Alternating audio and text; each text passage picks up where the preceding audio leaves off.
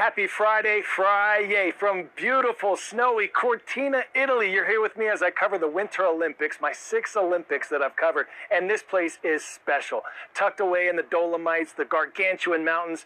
Did you know the first ever televised Winter Olympics was in 1956, 70 years ago, right here in Cortina? The athletes zoomed down these exact same slopes, even use one of the same arenas here. What do you say we whip through some of the highlights, some of the heartbreak and historic moments from a whirlwind first week at these 2026 Winter Olympics? As of this taping, Norway, Italy, and Team USA battling it out for the overall medal count lead.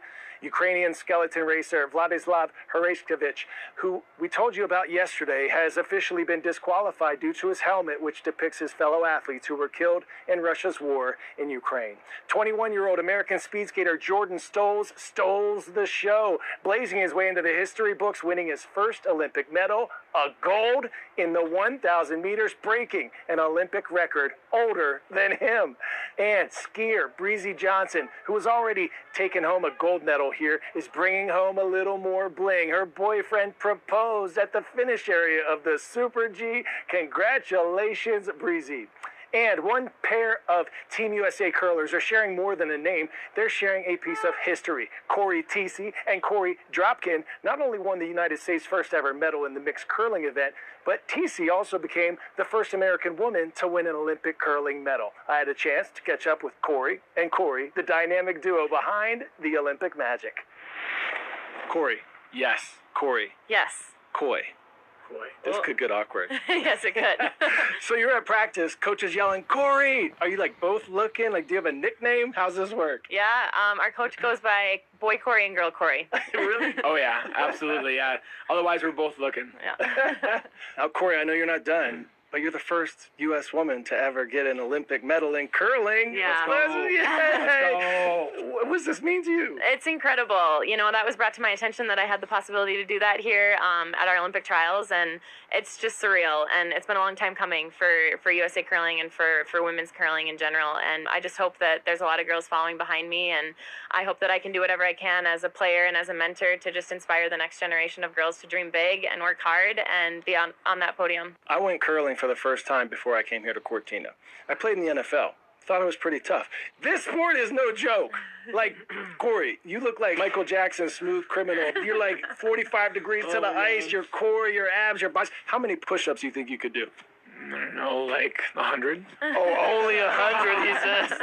I don't know. I mean, it is a tough sport. I mean, it looks a lot easier than it is. And I love being able to take people curling, share my passion, my love for this sport with others. It's always a joy when, especially, someone finds out how difficult it is that previously didn't think it was. You know, when we're out there playing, curling, especially mixed doubles curling, you're doing extended lunge on the ice, trying to be precise like a golfer on a green, and then you get up, you jump up, you catch up, you sweep your heart out for 20, 25 seconds, and you try to recover that heart rate, get down to the hack, and do it all over again, and be very, very precise. It's a high-intensity workout, and, it's something that I love doing. It kind of brings me back to my grassroots, being a little kid on the sheet next to my brother and his team, watching them do what they did, practicing and just trying to replicate what they're doing on the sheet next to them, and throwing stones, getting up, sweeping, and doing it all over again. I love mixed doubles curling. We really don't get to play in front of a crowd very often, so the environment here in Italy and sold-out crowds and the Italian fans, we had a ton of fans here cheering us on, fans from all over the other countries.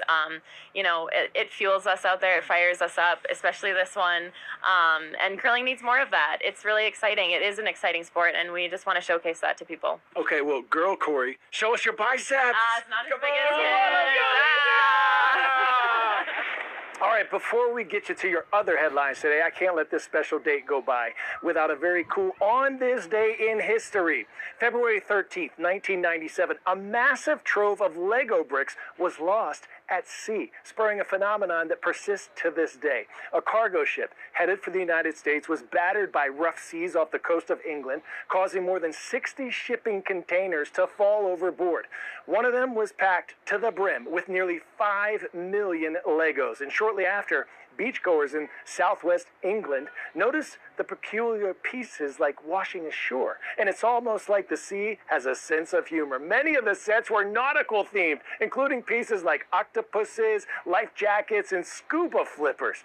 In the 3 decades since, pieces carried by ocean currents have washed up all over the world, and beachcombers from all over have flocked to the English beaches to try their luck. It's even started a worldwide social media movement that allows people to report their finds from all over the world. But it's not all fun and games. Environmental advocates point to the incident as an example of how widespread plastic pollution has become in our oceans. Plastic can take centuries to fully decompose underwater and can release harmful chemicals into the environment as it breaks down. Pop quiz, hot shot. Which material were the earliest Lego toys made of? Metal, rubber, wood, or clay?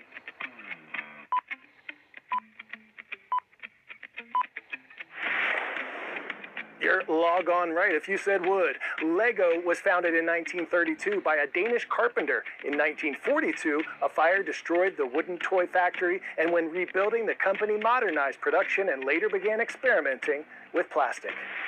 Now to an update about a story we told you about weeks ago. A group of Buddhist monks have just completed their months-long walk for peace across the United States. They arrived in Washington, D.C. this week, 108 days after starting their trek in Fort Worth, Texas.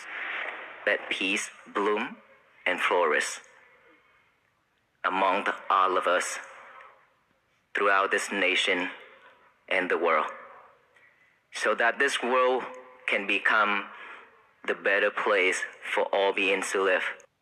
All right, it is another Friday in February, Black History Month, and we are taking a moment to honor one of the lesser-known heroes of the civil rights movement.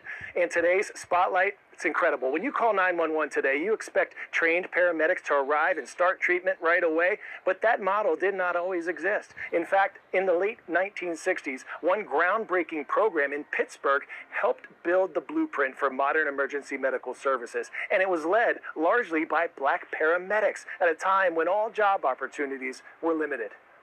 Back in the 60s, when you called the ambulance, the police came. Policemen were in charge of taking people to the hospital.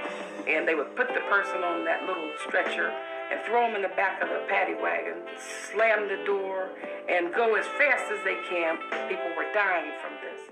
That changed in 1967 with the creation of the Freedom House ambulance service in Pittsburgh's predominantly black Hill District. The program recruited local residents of all backgrounds and put them through 300 hours of rigorous medical training, far beyond basic first aid. The idea was brought to life by a group of medical and civil rights trailblazers under the supervision of Dr. Peter Safar, the father of CPR, and medical director Dr. Nancy Caroline. Freedom House crews have become some of the first paramedics in the country trained to provide life-saving care before patients ever reached a hospital.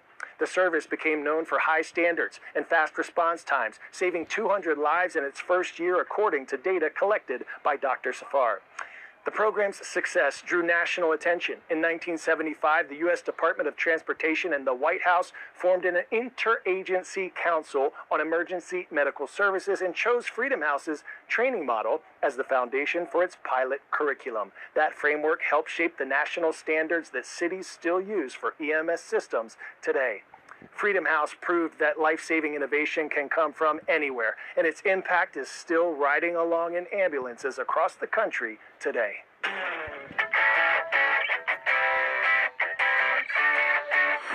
Today's story getting a 10 out of 10. Fuck Barrio Los Aztecas!